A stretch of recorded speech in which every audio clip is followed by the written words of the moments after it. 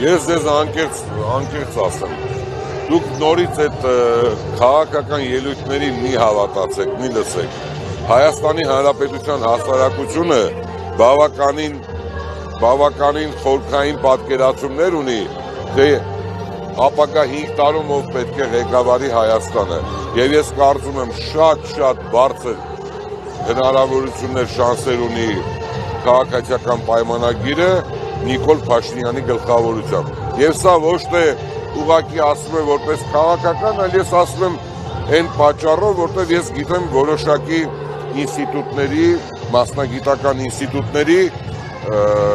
հարցումների, ուսումնասիրությունների արդյունքում։ Իսկ այն, որ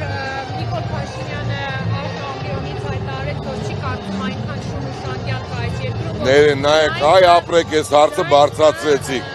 լսեք, դա դուք բոլորդ գրագետ մարդ եք, լրագրող եք, ես օրինակ տեխնիկական կրթություն ունեմ, դուք հումանիտար, ինձանից ավելի անգամներ լավ գիտեք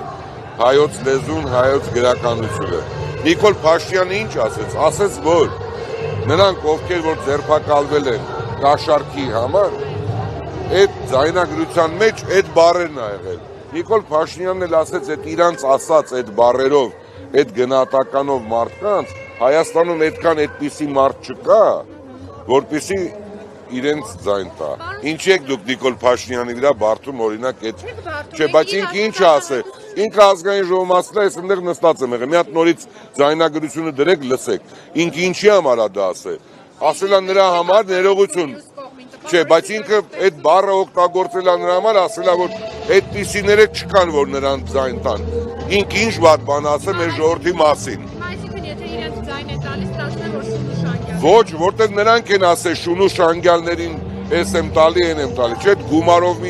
գումարով ձայն տվողների մասին է խոսքը եղել ու դուք այդ ձայնագրությունը լսել եք։ Հիմա Փաշինյանից ինչ եք ուզում։ Մարդ ուզում ասի իմ երկրում չկան շատ մարդիկ, որոնք որ գումար կվերցնեն ու ձայն կտան։ Խոսքը դրա մասին է եղել։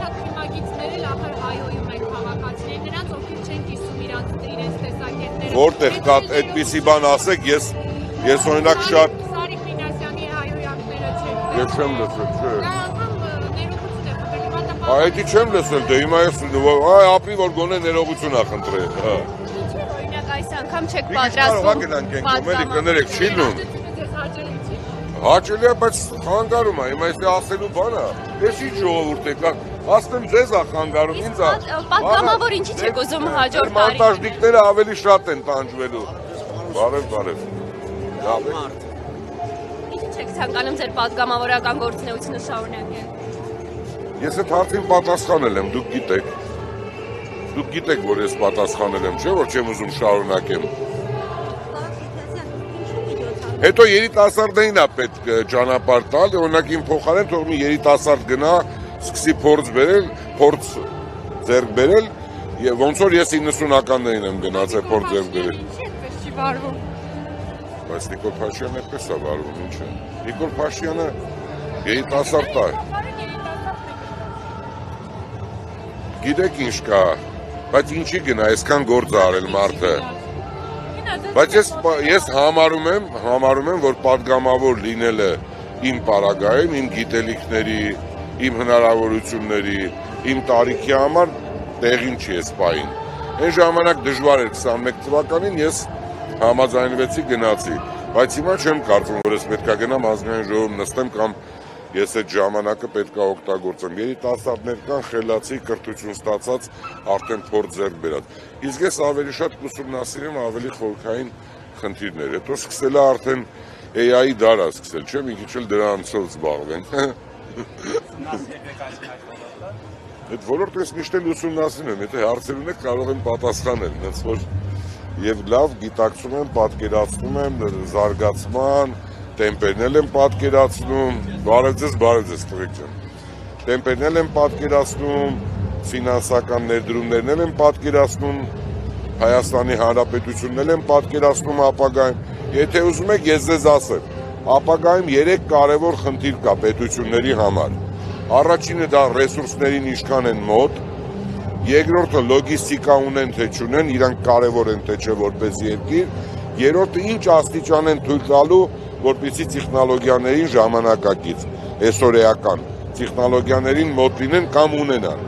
Հայաստանի Հանրապետությունը, եթե երրորդից գանք,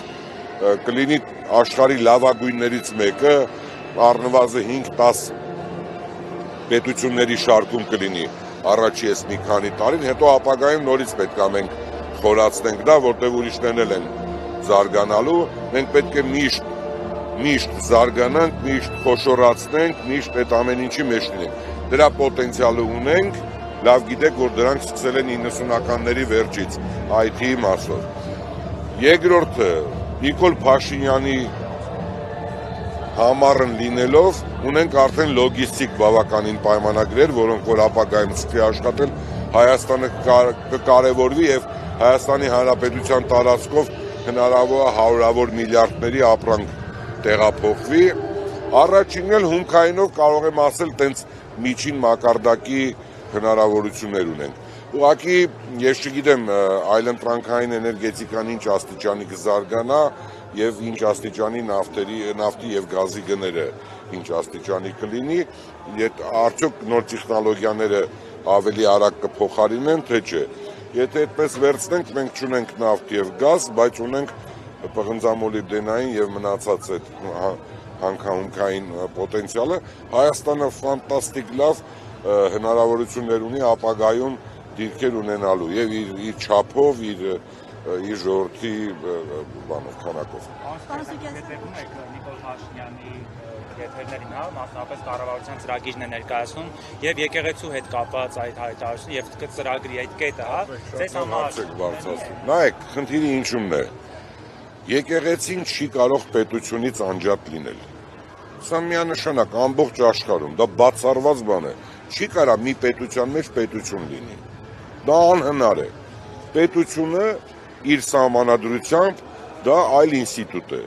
Եկեղեցին այլ ինստիտուտ է։ Եկեղեցին պետք է իր քարոզով զբաղվի,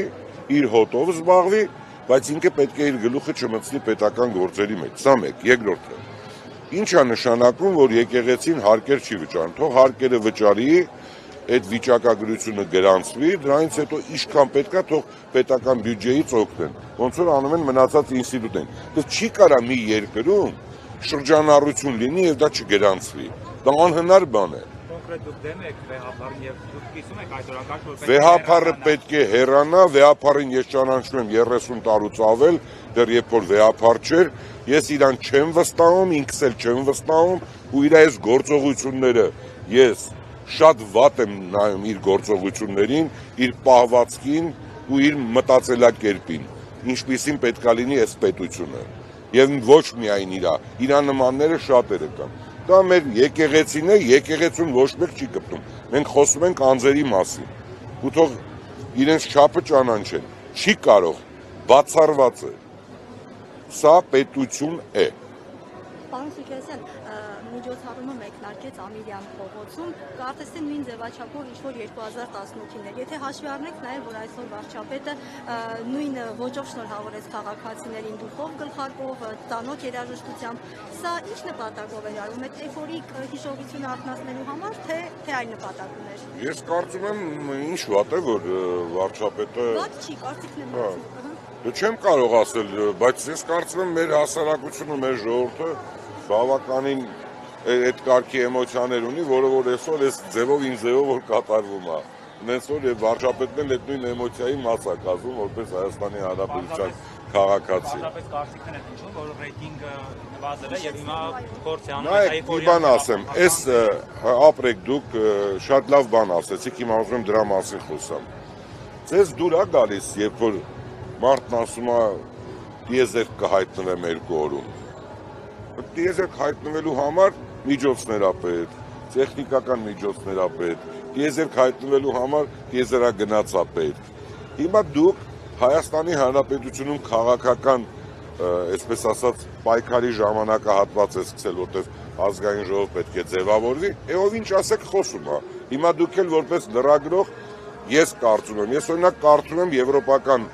լրատվական գործակալություններին միշտ հարցական է լինում։ Արդյոք այսպես է, արդյոք այնպես է, արդյոք այսպես ասեց, արդյոք նա սա նկատի ուներ։ Բայց մեր հայ կներեք, էլի ես ամենայն հարգանքով։ Մեր հայ լրագրողները այդ հարցականով չեն դիմում, արդեն ոնց որ փաստը կատարված են դիմում, որը անընդունելի է։ Վերցրեք ներողություն, ես վերջացնեմ, տվեք, հա։ Հա, դուք էլի ազգային ժողովի մեթոդով, հա, թողեք վերջացնել։ Հա, ինձ հասկացաք ինչ եմ ասում։ Հիմա ոնց կարելի է, այդպես ով ինչ ասեք խոսում է։ Ես էլ ձեզ ասում եմ, վերջի 2 ամսում